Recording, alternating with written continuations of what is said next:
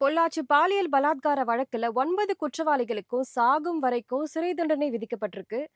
இந்த வழக்குல IBC section 376 ஒரு முக்கிய அஸ்திரமா பயன்படுத்தப்பட்டிருக்கு. ஐபிசி செக்ஷன் 376 என்ன சொல்லுது அப்படின்றத இந்த வீடியோல பார்க்கலாம். கடந்த 2019ஆம் ஆண்டு தமிழகத்தையே உலுக்கிய பொள்ளாச்சி பாலியல் வன்கொடுமை வழக்குல 9 குற்றவாளிகளை கைது செய்து சிறையில் அடைக்கப்பட்டிருந்த நிலையில பாலியல் வழக்குல குற்றம் சாட்டப்பட்ட 9 பேருமே குற்றவாளிகள் தான் அப்படின்னு கோவை மகளிர் நீதிமன்ற நீதிபதி நந்தினி தேவி தீர்ப்பு வழங்கியிருந்தாங்க.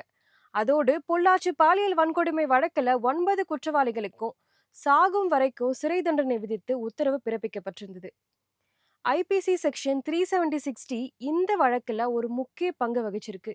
இந்திய அடிப்படை குற்ற சட்டம் பிரிவு 376 அப்படின்னா கூட்டாக பாலியல் பலாத்காரம் தொடர்பான ஒரு சட்டப்பிரிவு. ஒரு பெண் ஒன்றுக்கும் மேல் உள்ள ஆண்களால பாலியல் பலாத்காரம் செய்யப்படும் பட்சத்துல அது சட்டப்படி கூட்டு பாலியல் பலாத்காரம் அப்படின்னு வரையறுக்கப்படுது. இதற்கான தண்டனை குறைந்தபட்சம் 20 வருடங்கள் கடுமையான சிறை தண்டனை, சில சமயங்கள்ல ஆயுள் சிறையா கூட வழங்கப்படலாம் அப்படின்னு இந்த சட்டம் சொல்லுது. இது மட்டும் இல்லாம அபராதமும் விதிக்கப்படும். அபராதமா வசூலிக்கப்படும் தொகை பாதிக்கப்பட்ட பெண்ணோட உடல் மற்றும் மன உளைச்சலை கருத்தில் கொண்டுதான் தீர்மானிக்கப்படுது. அந்த பெண்ணுக்கு தேவையான மருத்துவ சேவைகள் மற்றும் புனரமைப்புக்காக செலவழிக்க வேண்டிய தொகை தான் அபராதமா விதிக்கப்படுது. இன்று பொள்ளாச்சி பாலியல் வன்கொடுமை வழக்குல 9 குற்றவாளிகளுக்கும் சாகும் வரைக்கும் சிறை தண்டனை விதித்து உத்தரவு பிறப்பிக்கப்பட்டதுல இந்த சட்டப்பிரிவு முக்கிய பங்கு வகிச்சிருக்கு.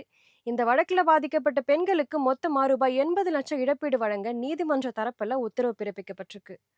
பாதிக்கப்பட்ட பெண்களுக்கு தலா ரூபாய் 10 to 15 லட்சம் வரைக்கும் இழப்பீடு வழங்க மாவட்ட சட்ட உதவி மையத்துக்கு அரசு உத்தரவிட்டிருக்கு. குற்றவாளிகளுக்கு விதித்த அபராதத்தையுமே வசூலித்து பாதிக்கப்பட்ட பெண்களுக்கே பிரித்து கொடுக்கும்படி ஆணையும் பிறப்பிக்கப்பட்டிருக்கு. வலுவான ஆதாரங்கள் இருப்பதால மேல்முறையீடும் போனாலும் கூட 5 குற்றவாளிகளுக்கு விதிக்கப்பட்ட தண்டனை தான் உறுதி செய்யப்படும் அப்படின்னு சிபிஐ வழக்கறிஞர் தகவல் வெளியிட்டிருக்காரு.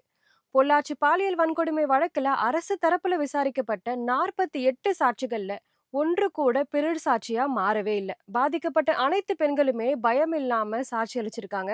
9 பேர் மீதான 76 குற்றச்சாட்டுகள்ல 66 குற்றச்சாட்டுகள் நிரூபிக்கப்பட்டிருக்கு அப்படின்றது குறிப்பிடத்தக்கது.